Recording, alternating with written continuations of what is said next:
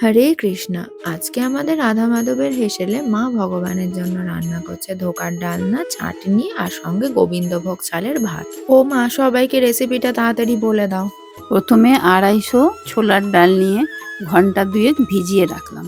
তারপর মিক্সিতে ডালটা দিয়ে একটা পেস্ট তৈরি করে নিয়েছি। শিলে বাটলে টেস্টটা কিন্তু আরো ভালো হয়। এবার কড়াইয়ে 2 চামচ সরষের তেল দিয়ে গরম হয়ে গেলে তাতে সামান্য পরিমাণ হিং আর হাফ চামচ গোটা জিরে দিয়ে নেড়ে চেড়ে ডালের পেস্টটা দিয়ে দিতে হবে। এবার সামান্য পরিমাণ লবণ দিয়ে একটু নেড়ে নেব। আগে থেকে তৈরি করে রাখা আদা ও কাঁচা লঙ্কার পেস্ট ডাল বাটাতে মিশিয়ে দেব। আপনারা বেশি ঝাল পছন্দ করলে সেই অনুযায়ী লঙ্কা দেবেন। আমার গপু তো ছোট, সেই জন্য বেশি ঝাল খেতে পারে না, তাই আমি একটাই লঙ্কা দিয়েছি।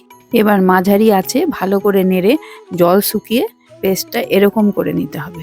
এরপর হাত দেওয়া যাবে এরকম ঠান্ডা হলে একটু ভালো করে মেখে নিতে হবে। একটা থালায় একটু সরষের তেল মাখিয়ে তারপর পেস্টটাকে চেপে চেপে সমান করতে হবে। এবার একটা চাকুর সাহায্যে বরফির মতো চৌকো আকার দিয়ে নিলাম। আর পাশে সামান্য পরিমাণ আলু কেটেও সেদ্ধ বসিয়ে দিয়েছি। এবার তাওয়ায় বা ফ্রাইং প্যানে সামান্য পরিমাণ তেল দিয়ে ধোকাগুলোকে ভেজে নিচ্ছি। আপনারা ছাঁকা তেলেও ভাজতে পারেন, যাতে একটু তেল কম পরিমাণে যায় শরীরে, তাই আমি এই পন্থা অবলম্বন করেছি। ধোকাগুলোকে হালকা আঁচে ভালো করে লাল লাল করে ভেজে নিয়েছি। আবার সেই হাত দিয়ে ভাজা শুরু করেছে। আরে হাতই আমার খুন্তির কাজ করছে। আর কিছু বলার নেই তোমাকে, বাকি রেসিপিটা বলে দাও।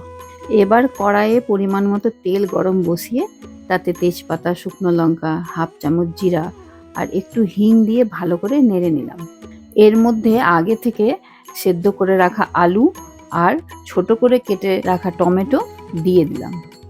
2-3 মিনিট ভালো করে নাড়াচাড়া করে তারপর 2 চামচ জিরে পাউডার জলে গুলে দিয়ে দিলাম।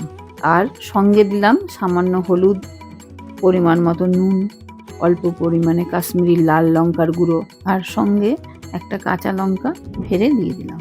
এবার ভালো করে নেড়ে চেড়ে মশলা ভাজা হয়ে গেলে পরিমাণ মতো চিনি দিয়ে দিলাম। এরপর হালকা গরম জল দিয়ে দিলাম। ভালো করে ফুটে গেলে এবার ভেজে রাখা ধোকাগুলোকে ঝোলে দিয়ে দিলাম। ভালো করে ফুটে গেলে ধোকার ডালনা রেডি। এবার আসি চাটনির রেসিপিতে। প্রথমে কড়াইয়ে তেল গরম করে তেজপাতা, 5 ফোড়ন আর একটা শুকনো লঙ্কা দিয়ে দিলাম। তারপর আগে থেকে কেটে রাখা টমেটোগুলোকে কড়াইয়ে দিয়ে দিলাম। ভালো করে নেড়ে চেড়ে সামান্য পরিমাণ নুন দিয়ে টমেটোগুলোকে ঢেকে দিলাম সেদ্ধ হওয়ার জন্য। সেদ্ধ হয়ে গেলে সামান্য আঁচ বাড়িয়ে ভালো করে নেড়ে জল শুকিয়ে নিতে হবে। তারপর খুব অল্প পরিমাণে হলুদ দিয়ে দিলাম। হলুদটা কেন দিলে সেটা বলে দাও সবাইকে। আসলে মন্দিরে বলে গৃহস্থ বাড়ির সব রান্নায় 1 চিমটে হলেও হলুদ দিতে, না দিলে সেটা কেউ মারা গেলে সেই সময় যে রান্না খাওয়া হয় সেই রান্নার তুল্য হয়, যা ভোগে দেওয়া যায় না। এবার পরিমাণ মতো চিনি দিয়ে দেবো। চাটনিতে একটু বেশি মিষ্টি ভালো লাগে। এরপর পরিমাণ মতো জল দিয়ে চাটনিটাকে ভালো করে ফুটিয়ে নেব। এবার ফুটে গেলে দেব মায়ের সিক্রেট মশলা। সিক্রেট কিছুই না, কাঠখোলায় ভেজে নেওয়া 5 ফোড়ন আর সামান্য পরিমাণ শুকনো লঙ্কার গুঁড়ো।